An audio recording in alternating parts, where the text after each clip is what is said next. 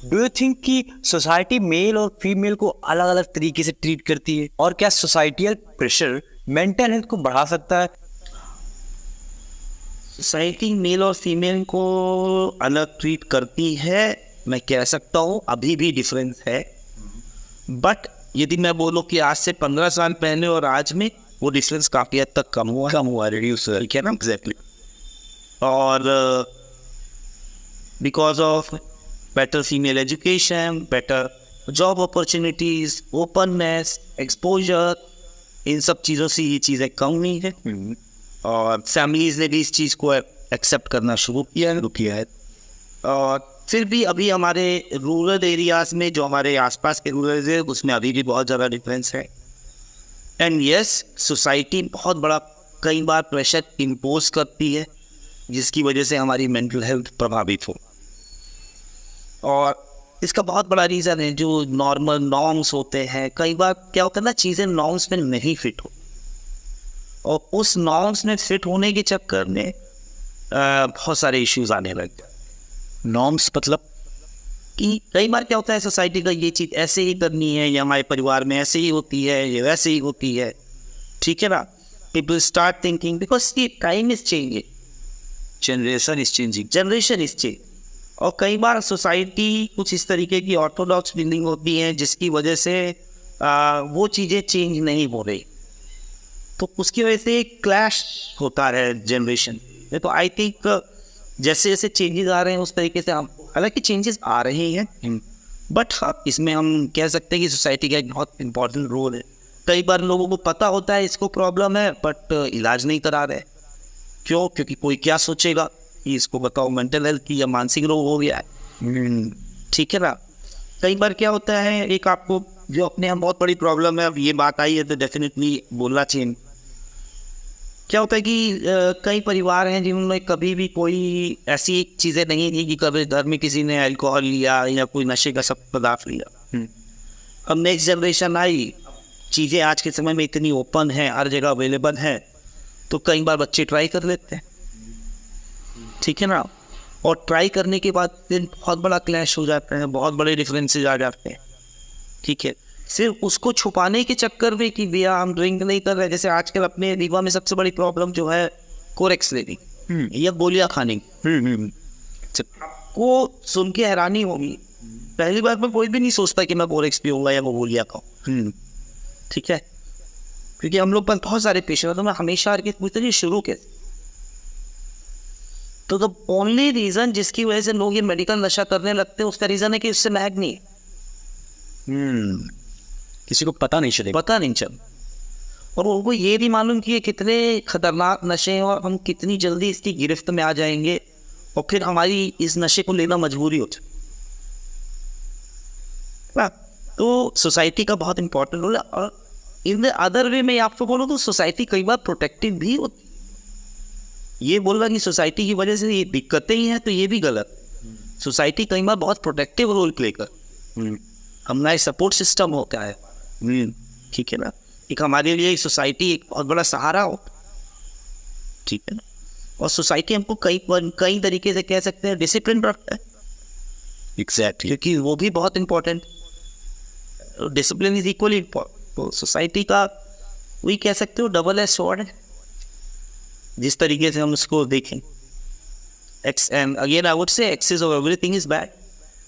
बहुत ज़्यादा Orthodox society है, बहुत ज़्यादा स्ट्रिक्ट है तो वो नुकसानदायक है, और बहुत ज़्यादा लीनियंट है तो वो भी नुकसान है, ठीक है ना। ये एक बहुत इंपॉर्टेंट सवाल है, और ये मैंने देखा भी है कि जो आदमी है वो अपना दुख, वो अपना दर्द, वो अपनी मेंटल स्टेट एक्सप्रेस नहीं करता, रादर देन जो फीमेल्स है, जो महिलाएं हैं, वो इजीली एक्सप्रेस कर लेती हैं। क्यों है ऐसा, और क्या सोसाइटी भी इसमें एक मेजर रोल प्ले करता है? देखो यार, ये तो कह सकते हो आप, मेल फीमेल्स में डिफरेंसेस तो होते हैं, ओके। बाकी सबसे मोटा वाली बात यही है कि मर्द को दर्द नहीं होता, ठीक है। एग्जैक्शन बोल रहा है नहीं है, दर्द सबको होता है, दर्द सबको होता है, और सबको एक्सप्रेस भी करना चाहिए। थोड़ा ना बीइंग अ बॉय मैं भी ऐसा बोलूँगा कि थोड़ा ये हम लोग कहते हैं ना मैन्युफैक्चरिंग प्रॉब्लम है, और ये एक मेल मेल रिलेशनशिप की एक्चुअली। आप अपने दोस्तों से कभी सीरियस बात करो, नॉट वो चार गाली दे देंगे, तेरा दिमाग खराब है तेरा। हाँ, ऑन द कॉन्ट्री, जब दो लड़कियां आपस में कोई प्रॉब्लम करती है तो both of them take very much interest in each other. हाँ, ठीक है ना। तो ठीक है, ऐसा डिफरेंसेस होते हैं, बट ये अच्छी चीज़ नहीं है। यदि मुझे कोई प्रॉब्लम है तो I should discuss with my friends and family. और यदि मुझे कोई प्रॉब्लम हो रही है और मैं डिस्कस कर रहा हूँ तो उससे मेरे नेलवर्ड में कोई फ़र्क नहीं पड़ जाएगा। ठीक है ना। और थोड़ा सा कई बार लोग ऐसा कोशिश करते हैं कि इससे कुछ ऐसा पता चल जाएगा कि आप वीक हो, आप कमज़ोर हो, पर एक्चुअली ऐसा कुछ नहीं हो। ठीक है ना। प्रॉब्लम सबके साथ होती है और वो एक फेजिक होती है, कुछ समय के लिए है। तो क्या सोसाइटी ने ऐसा एक कल्चर बनाया है क्या कि अगर मर्द को दर्द हो रहा है तो उसको रोना नहीं है, उसको एक्सप्रेस नहीं कर। जो अपब्रिंगिंग है, बचपन से ही सिखाया जा रहा है, बचपन से ही सिखाया जा रहा है कि अगर तुम साइकिल से गिर गए क्यों रो रहे हो। ये गलत चीज़ है, ये गलत चीज़ है। एग्जैक्टली, ये गलत चीज़ है। हाँ, है ना।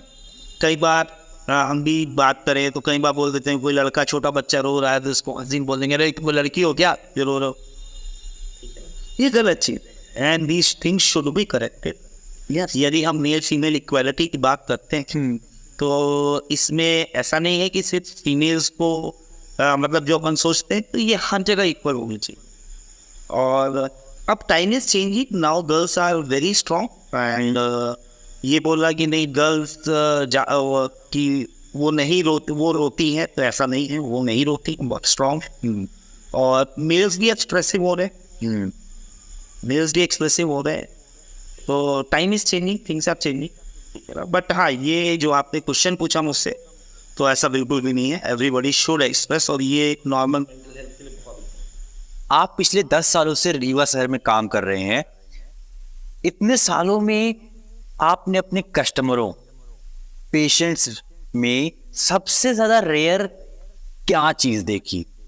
सबसे ज्यादा रेयर डिसीज, वो रेयर इश्यू क्या देखा जो आपको लगता है कि यार इन 10 सालों में ये चीज सब में कॉमन आ रही है? फॉर एग्जाम्पल कि ऐसा लगा हो कि यार डिप्रेशन के मरीज ज्यादा आ रहे हैं, ऐसा लग रहा हो कि यार एंजाइटी के मरीज ज्यादा आ रहे हैं, तो आपके हिसाब से सबसे ज्यादा पेशेंट किस बीमारी को लेकर आपके पास आ रहे हैं? पहली चीज तो देखो, बहुत सी कस्टमर नहीं है हमारे patient. Sorry for wording, customer बोल दिया। देखो जैसे मैंने बोला, पेशेंट्स जो आते हैं, जो बीमारियां ज़्यादा है उनके पेशेंट्स ज़्यादा है, जो बीमारियां कंपैरेटिवली कम है उनके पेशेंट्स कम है।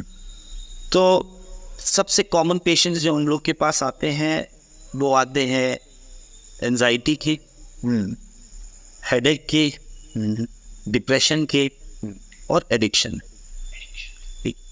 देन आते हैं जो सीवियर मेंटल हेल्थ डिसऑर्डर्स हो गए, जैसे स्किज़ोफ्रेनिया, बाइपोलर डिसऑर्डर, डिमेंशिया, ये।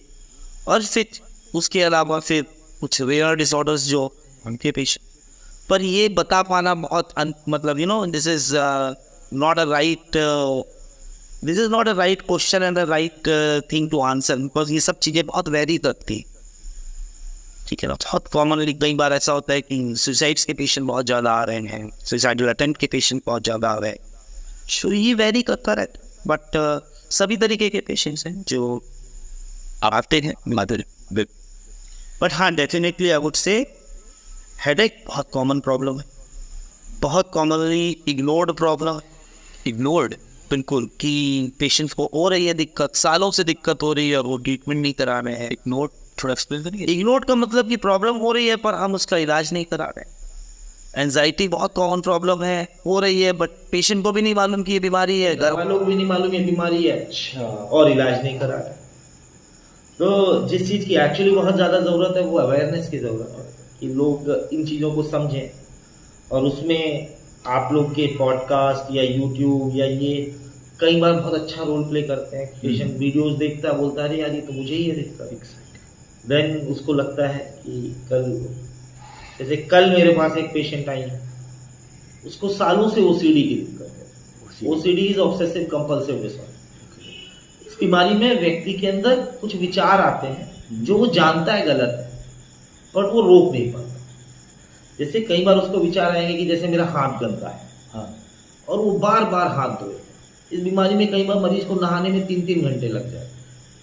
एक बार नहाया फिर उसको लगेगा अच्छे से साफ हुआ, फिर दोबारा नहाया, तिबारा नहाया, बार बार कपड़े साफ करना, बार बार दरवाजे की कुंडी चेक करना, उसको लगेगा बंद है कि नहीं बंद है। ये बड़ी जटिल बीमारी होती है। और हमारे पास पेशेंट्स आते हैं, वो मानते ही नहीं, उनको लगता है इसको छुआछूत की परेशानी, कि घर कोई व्यक्ति बाहर से आए तो उसको लगता है कि अब वो नहाए या उसके कपड़े साफ करो या कपड़े से। वो पेशेंट कल बोली कि सर मैं इतनी परेशान हूं कि अब मेरे घर वाले बोलते हैं कि हम तुमको छोड़ देंगे। वो दिन में 4-4, 5-5 घंटे नहाती। फिर उसने यूट्यूब में देखा, बोला तो बोला तब मुझे पता चला मुझे तो ओसीडी की दिक्कत है। देन शी केम कि सर ये ठीक हो सकती है क्या? आई टोल्ड हर कि बताइए आप 6 साल से इस परेशानी को झेल रही हो, आप कब से ठीक रह सकती? अवेयरनेस बहुत इंपॉर्टेंट।